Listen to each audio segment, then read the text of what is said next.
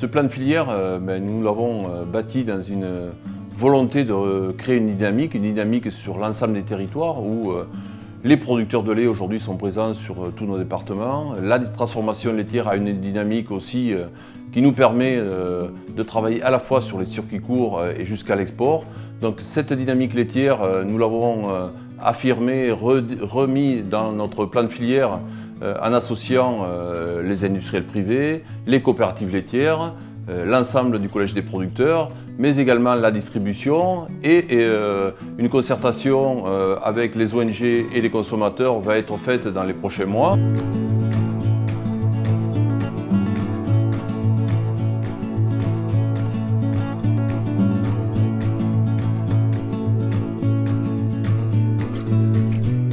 Le CNIEL est depuis son origine le carrefour politique entre les producteurs de lait, les coopératives agricoles, laitières et les industriels du lait.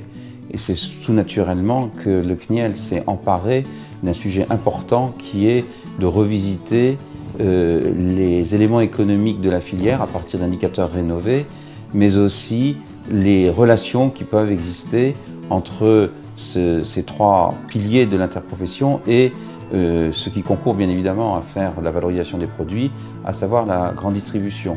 Ce qui nous préoccupe le plus, c'est la création de valeur. Sans création de valeur, il ne peut pas y avoir de partage de la valeur.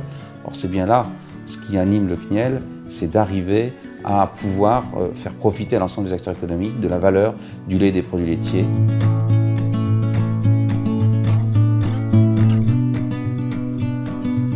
Aujourd'hui, la filière laitière dans le plan laitier, on a mis en avant la création d'un nouveau standard.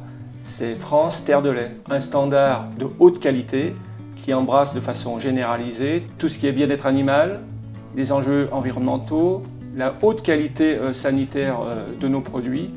Un des enjeux du plan de filière, c'est regagner par le standard de la valeur pour mieux la répartir. Mieux la répartir, parce qu'aujourd'hui on voit un des maillons, le premier, les producteurs doivent bien vivre de leurs produits, doivent bien vivre de leur métier et doivent exercer de façon viable et vivable leur profession.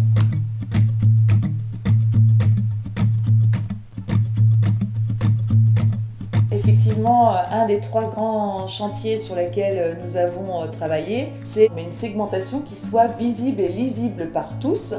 Et d'abord par nos consommateurs, avec un enjeu fort que l'ensemble des maillons de cette filière puissent y avoir un retour. Donc pour ce faire, nous allons mettre en place le doublement de la production biologique en lien avec la demande. Au niveau des AOP, revisiter l'ensemble de ce qui peut être fait au niveau des cahiers des charges en lien avec la demande et aussi pour plus de valeur. Le chantier autour de l'alimentation des animaux sans OGM, la conduite d'élevage avec le pâturage et également tout ce qui va concerner les circuits courts.